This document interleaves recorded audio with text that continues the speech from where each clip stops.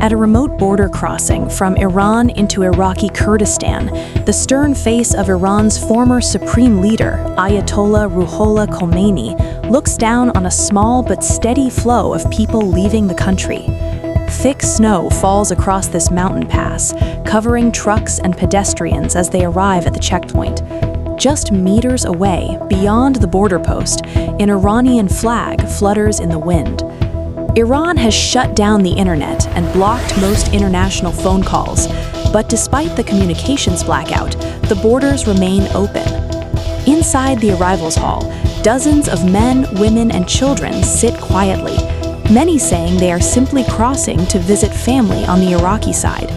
No one we spoke to said they were fleeing Iran because of the protests or the government crackdown, but one man, who asked us to hide his identity, told a different story.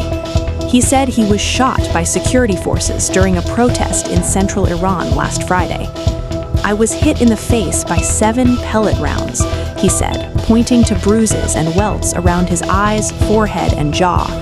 He told us that one pellet lodged under his skin and that he was too afraid to seek medical help. Instead, he said, he removed it himself with a razor blade. He explained that many injured protesters are avoiding hospitals, fearing arrest if they seek treatment. One of his friends, he said, was also hit by a pellet round, but his friend's son, around 12 or 13 years old, was struck twice in the leg by live ammunition. One of the bullets remains lodged in the child's shin bone. The family, he told us, is terrified to go to hospital to have it removed. Iran's government has treated the protests as an existential threat. The security response has been swift and severe. Rights groups estimate that at least 2,500 people may have been killed during the unrest. The crackdown appears to be having an effect. Many protesters are now believed to be staying at home, fearing they could be shot or arrested if they return to the streets. Yet several people we spoke to at the border said demonstrations were still continuing, at least into this week. The man we spoke to said protests in his town were crushed last Friday, but that they continued elsewhere, including in Fardis, Malard, and parts of Tehran. "We were constantly on the phone," he said.